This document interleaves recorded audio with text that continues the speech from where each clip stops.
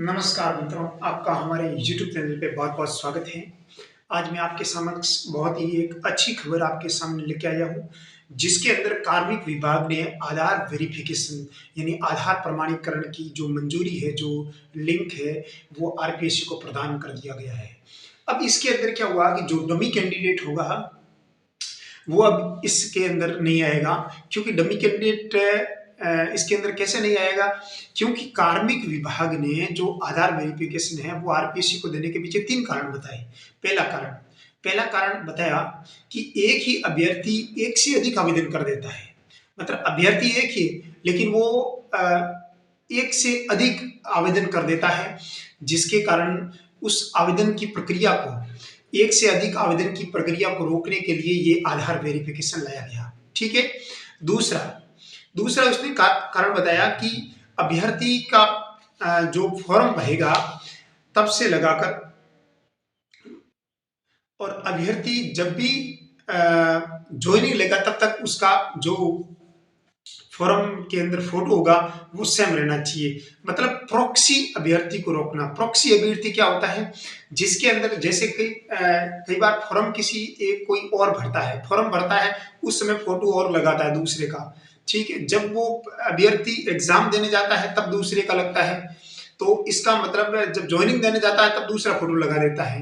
उस दौरान ऐसी प्रक्रिया को रोकने के लिए जो फोटो है वो जब अभ्यर्थी का जब फॉर्म भरा जाएगा उस समय का फोटो और जब लास्ट समय जब ज्वाइनिंग लेगा तब तक का फोटो सेम होना चाहिए।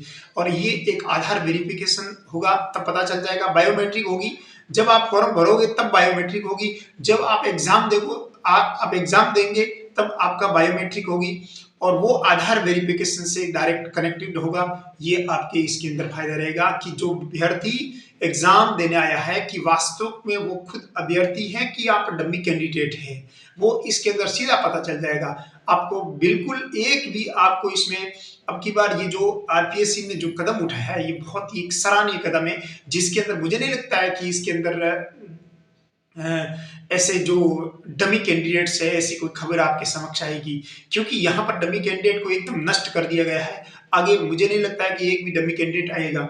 ये हमारे लिए और जो पढ़ने वाले स्टूडेंट्स है उनके लिए बहुत ही एक अच्छी खबर है, क्योंकि डमी कैंडिडेट्स कैसे नहीं आएगा? क्योंकि जब अभ्यर्थी फॉर्म भरेगा तब उसका आधार वेरिफिकेशन होगा, जब अभ्यर्थी एग्जाम देने जाएगा तब उसका आधार वेरिफिकेशन होगा, अंगूठा लिया जाएगा। अगर और तीसरा तीसरा स्टेप जब अभ्यर्थी जब अपना डॉक्यूमेंट वेरिफिकेशन करवाया जाएगा तब उसका आधार वेरिफिकेशन, ज्वाइनिंग लेने जाएगा तब आधार वेरिफिकेशन होगा। मतलब कहने का मतलब एक हर स्टेप पे आपका आधार का वेरिफिकेशन हो गया। क्या अभ्यर्थी वही है जिसने फॉर्म भरा था, जो एग्जाम देने आया? फोटो भी अब वो परिवर्तन नहीं कर सकता है। ये बहुत ही अच्छी खबर है हमारे लिए। और दूसरे हैं कि इससे हमारे जो आरपीएससी के अंदर जो डमी कैंडिडेट्स वाली खबर आती है, जो ये फर्जीवाड़ा है, वो कुछ हद तक अंकुश लगेगा। मुझे पूर्ण विश्वास है आरपीएससी ने ये बहुत ही एक अच्छा कदम उठाया है। इसके लिए मैं आरपीएससी को धन्यवाद देता हूँ। तो इस प्रकार की जो खबर है और इस प्रकार की जो बातें हैं जो एक पढ़ने वाले अभ्यर्थी तक पहुंचती है तो कहीं ना कहीं एक मोटिवेशन मिलता है। सीधी सी बात है, क्योंकि डमी कैंडिडेट्स आज हम लोग कई बार सुनने को मिलता है कि बहुत ही एक निम्न स्तर जिसका कोई लेवल नहीं हो उस अभ्यर्थी को अगर कोई टीचर बना देता है तो वो कितने बच्चों के साथ खिलवाड़ करता है ये आप अनुमान नहीं लगा सकते हैं। अगर किसी अभ्यर्थी को बिल्कुल कुछ नहीं आता है, अगर वो स्टूडेंट्स के बीच जाता है और टीचर बन के जाता है, लेक्चर बन जाता है, कई बार तो अपन सुनने में आता है, तो अगर वो इस प्रकार की क्रियाकलाप के साथ वो लेक्चर बन जाता है तो वो बच्चों को क्या पढ़ाएगा?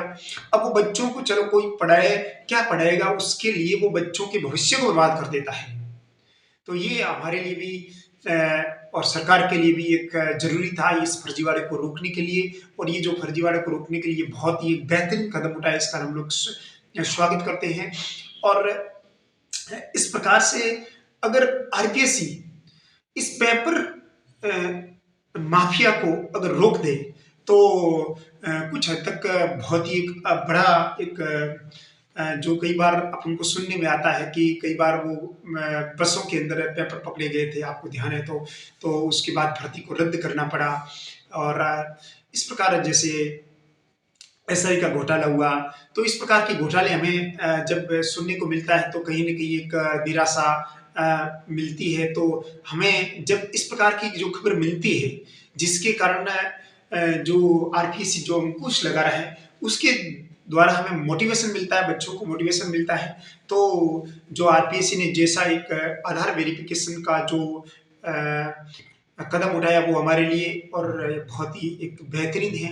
अब अगर पेपर को अगर सेंट्रल लेवल की जो भर्तियाँ होती है, उस आधार पर अगर पेपर को रखा जाए तो कहीं न कहीं पेपर आउट होने वाली जो समस्या है वो उसका निस्तारण हो सकता है।